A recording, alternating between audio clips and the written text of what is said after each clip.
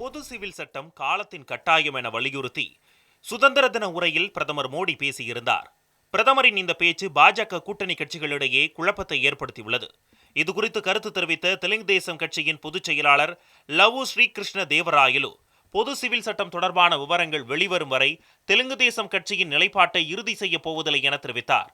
அதேபோல் பிரதமரின் பேச்சு குறித்து செய்தியாளர்களிடம் பேசிய ஐக்கிய ஜனதா தளத்தின் மூத்த தலைவர் கேசி தியாகி, பிற மாநிலங்கள் மற்றும் மத தலைவர்களின் கருத்துக்களை கேட்ட பின்னரே பொது சிவில் சட்டம் குறித்த கட்சியின் நிலைப்பாடு இறுதி செய்யப்படும் என தெரிவித்தார்.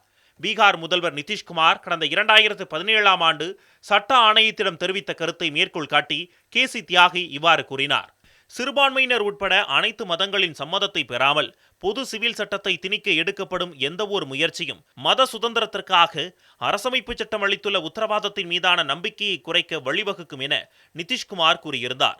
மேலும் பிரதமரின் பேச்சு குறித்து கருத்து தெரிவித்த என்டிஏ கூட்டணியில் உள்ள லோக் ஜனசக்தி கட்சியின் தலைவரும் ஒன்றிய அமைச்சருமான சிராக் பாஸ்வான், நாடு முழுவதும் உள்ள பல்வேறு கலாச்சாரம், மொழிகள் மற்றும் பிராந்திய வேறுபாடுகள் கொண்ட அனைவரையும் எப்படி ஒரே குடையின் கீழ் கொண்டுவர முடியும் என கேள்வி எழுப்பினார்.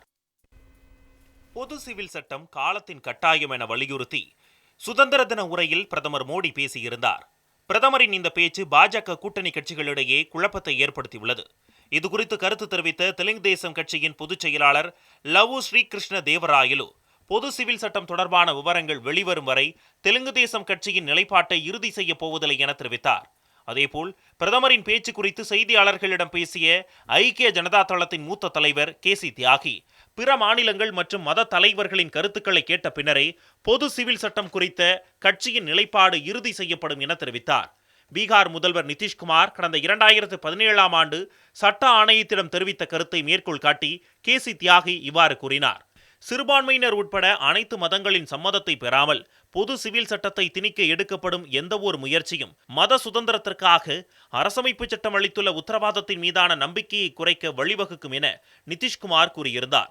மேலும் பிரதமரின் பேச்சு குறித்து கருத்து தெரிவித்த என்டிஏ கூட்டணியில் உள்ள லோக் ஜனசக்தி கட்சியின் தலைவரும் ஒன்றிய அமைச்சருமான சிராக் பாஸ்வான், நாடு முழுவதும் உள்ள பல்வேறு கலாச்சாரம், மொழிகள் மற்றும் பிராந்திய வேறுபாடுகள் கொண்ட அனைவரையும் எப்படி ஒரே குடையின் கீழ் கொண்டுவர முடியும் என கேள்வி எழுப்பினார்.